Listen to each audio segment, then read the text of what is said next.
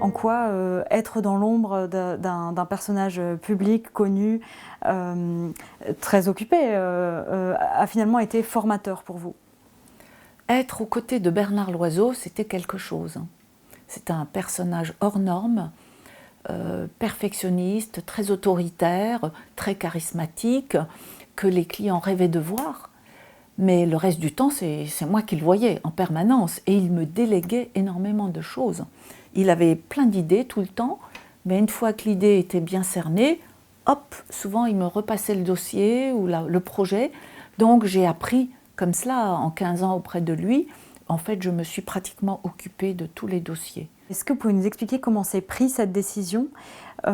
Pourquoi finalement, quelque part, ça a été assez automatique, rapide, de prendre la tête du groupe Loiseau?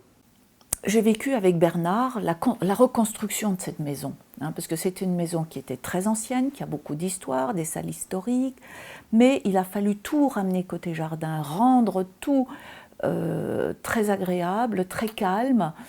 Et donc tous ces travaux que nous avons faits totalement ensemble, j'étais sur les chantiers autant que lui, c'est devenu ma maison aussi. Et quand mon mari est parti, je ne pouvais pas imaginer de laisser tomber toute cette œuvre construite ensemble. Et je me suis dit, bon, nous ne serons plus un des restaurants les plus étoilés de France, certes, puisque c'était quand même ce qui le caractérisait, mais je me suis tout de suite dit, un beau relais et château, totalement refait, au cœur de la Bourgogne, ça doit marcher. Donc je me suis un peu raccrochée à cette idée-là. Il y avait d'une part ce projet qui tenait la route, et d'autre part la revanche. Je ne voulais pas que son nom soit décroché. La revanche sur ce drame, ça a été de poursuivre son œuvre. Il me semble aussi que vous avez pris cette décision parce que vous avez cette pensée du long terme qui, je crois pour vous, est une caractéristique chez les femmes. Oui, ma mère me l'a inculqué. J'étais dans une famille très peu aisée, donc elle m'a toujours inculqué le fait qu'il fallait penser à toujours avoir des réserves financières pour le futur. Vous voyez, j'ai toujours été élevée dans ce sens économie toujours. Et puis nous sommes des femmes, nous sommes là pour la survie des êtres humains, puisque c'est nous qui leur donnons vie. Donc je crois que c'est pour ça, nous sommes dans le long terme et que nous aussi, nous les femmes, en cas de coup très très très dur, nous sommes beaucoup plus résistantes et nous sommes mieux capables de nous en sortir qu'un homme. Quand ce drame est arrivé aussi brutalement, oui, eh bien, moi, mon comportement a été, je dirais, dirigé par le client. Parce que mon établissement était ouvert, il fallait que les clients reviennent et il ne fallait pas pleurer devant une caméra, sinon les clients n'osaient pas venir. Ils se seraient dit, il faut lui laisser faire son deuil. Donc, durant 2-3 mois, je n'aurais pas eu de clients et je ne pouvais pas payer mon personnel. Vous voyez ? Et le client vient ici pour passer un bon moment. Donc, toute l'équipe, et même sans que je sois obligée de leur préciser lourdement qu'il faut toujours être souriant.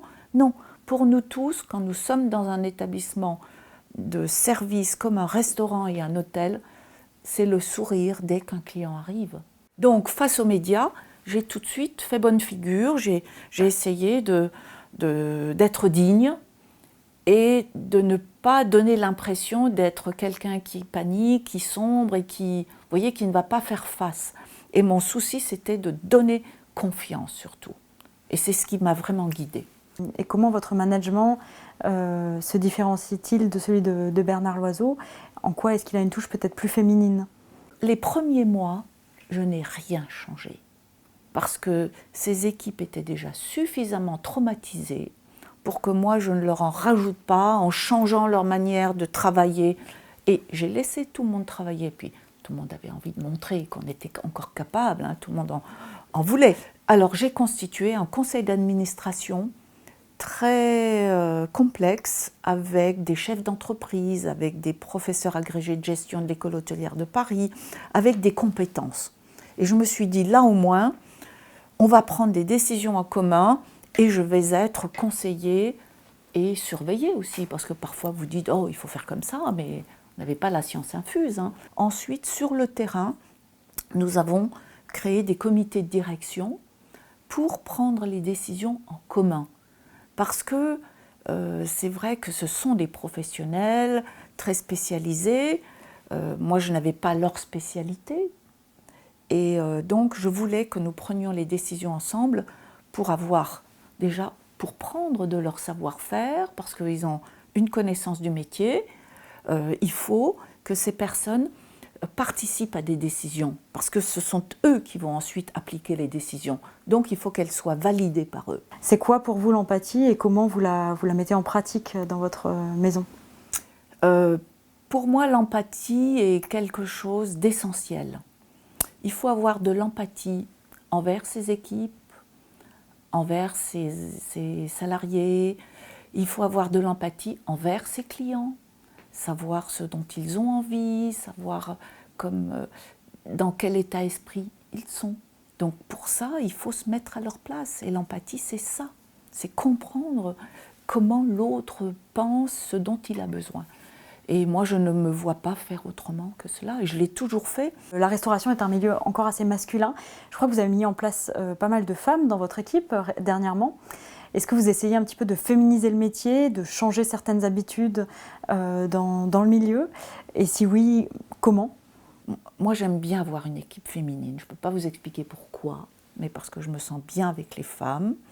Et c'est peut-être parce que j'étais longtemps en pension, dans des pensionnats féminins uniquement. J'aime bien me retrouver dans ce milieu féminin. Et je trouve que les hommes sont souvent trop sûrs d'eux. On peut leur demander quelque chose et puis vont prendre la décision de faire différemment parce qu'ils pensent qu'on peut faire ça aussi, alors qu'une femme est plus rigoureuse, va mieux respecter les procédures. Donc c'est vrai que j'essaie un peu de féminiser. Donc moi j'ai toujours besoin d'expliquer pourquoi.